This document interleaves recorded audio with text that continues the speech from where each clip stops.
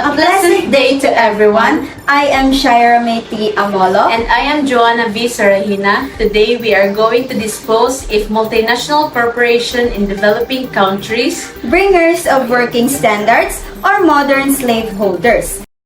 Before answering this question, let me ask you first. What is your level of familiarity with multinational corporation or MNCs? Listen up and keep an eye out for the upcoming clips to find out more details about this topic. A company that has operations not only in the nation in which it was founded but also in other nations all over the world is known as a multinational corporation or MNC. It has a main office that is based in one country, and this office is responsible for coordinating the management of all of its other offices, which may include administrative branches or factories. Here are the 8 characteristics of multinational corporation. Number 1. Very high assets and turnover. For a company to qualify as a multinational corporation, it must first be a sizable operation that possesses a significant quantity of assets, both tangible and monetary. The company has set ambitious goals for itself, and it is currently in a position to achieve significant financial success. Number 2. Network of branches. Multinational corporations typically have production and marketing operations located in a variety of countries around the world. The company might be responsible for multiple offices in each nation, all of which are connected to a hierarchical network of branches and subsidiaries. Number 3. Control. In connection with the aforementioned, a central office in the home nation oversees the operations of branches in other countries. Consequently, the home country serves as the ultimate authority. Number 4. Continued growth. The size of multinational corporations continues to expand. Even as they expand their operations into new nations, they remain committed to modernizing their internal operations and expanding through mergers and acquisitions. Number 5. Sophisticated technology. A corporation that wants to expand internationally must be confident that its money will provide significant returns. They will need to invest heavily in capital-intensive technology across the board, but notably in areas like production and promotion if they want to expand significantly. Number 6. Right skills. Management positions in multinational corporations are highly sought after, as only individuals with proven experience in handling vast sums of money, mastery of cutting-edge technology, leadership of enormous teams, and oversight of multiple locations can effectively steer the ship. Number 7. Forceful marketing and advertising. Spending massive amounts on marketing and advertising is one of the best ways for multinational firms to stay afloat in the modern business environment. This is how they market and sell all of their various brands. Number 8. Good quality products. Because they use capital-intensive technology, they are capable to produce top-of-the-line products.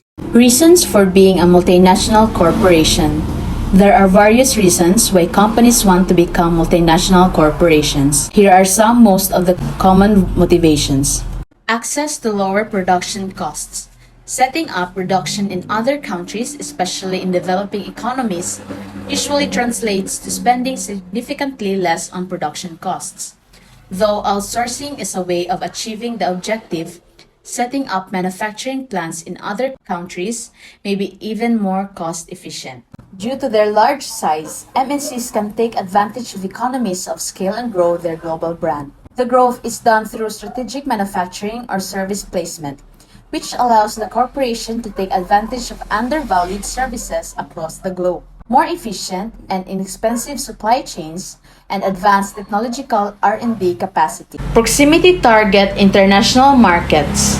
It is beneficial to set up business in countries where the target consumer market of a company is located. Doing so helps reduce transport costs and gives multinational corporations easier access to consumer feedback and information, as well as to consumer intelligence. Access to a larger talent pool. Multinational corporations are also known to hire only the best talent from around the world, which allows management to provide the best technical knowledge and innovative thinking to their product or service. Avoidance of tariffs. When a company produces or manufactures its products in another country where they also sell their products, they are exempt from import quotas and tariffs. These are the different models of multinational corporations. Number 1, centralized. In the centralized model, companies put up an executive headquarters in their home country and then build various manufacturing plants and production facilities in other countries. Its most important advantage is being able to avoid tariffs and import quotas and take advantage of lower production costs. Number 2, regional. The regionalized model states that a company keeps its headquarters in one country that supervises a collection of offices that are located in other countries. Unlike the centralized model, the regionalized model includes subsidiaries and affiliates that all report to the headquarters. Number 3, multinational. In the multinational model, a parent company operates in the home country and puts up subsidiaries in different countries. The difference is that the subsidiaries and affiliates are more independent in their operations. As our analysis has shown, the development, introduction, and enforcement of labor standards is a complex undertaking, which is influenced by many factors: socio-economic environments, investment motives, entry modes, and the goals and the possibilities of the actors involved. MNC's home and host country governments, international associations, NGOs, and the workers themselves all have an impact. Despite the involvement of various actors, MNCs take a crucial role in the process of introducing working standards in developing countries, since they are a very powerful player in this constellation. From this perspective, they usually are in a position to positively influence working conditions and promote working standards either in their own affiliates or in their supplier network. There are indications that MNCs increasingly address the issue of working conditions. But the list of companies that have recently been confronted with scandals in this area is long. Adidas, H&M, Walmart, Apple, and Amazon are among the many that could be mentioned.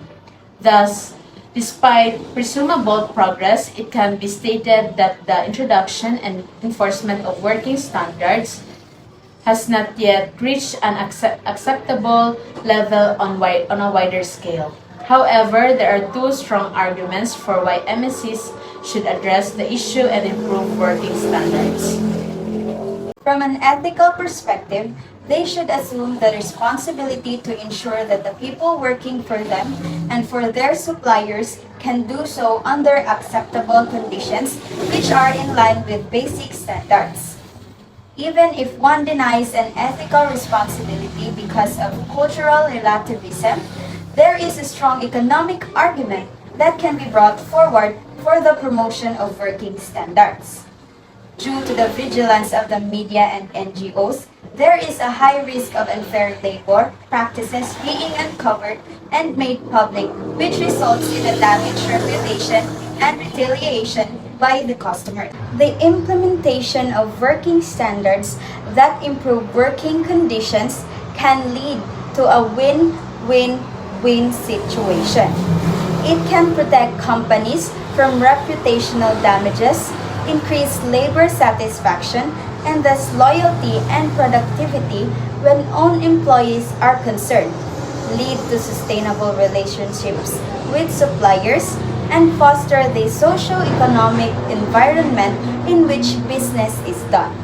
For the individual employees, it can mean a protection from unfair labor practices, improve mental and physical conditions, and create higher income. For societies as a whole, it can improve socio-economic conditions and advance public issues such as income, health, and education. Therefore, fair working conditions can be a key element in the economic and social development process of the countries. This is our report, Chapter 7, Multinational Corporations. Bringers of working standards or modern slaveholders. Once again, I am Shaira Meiti Amolo. And I am Joanna V. Sarahina. Thank you and God bless us all.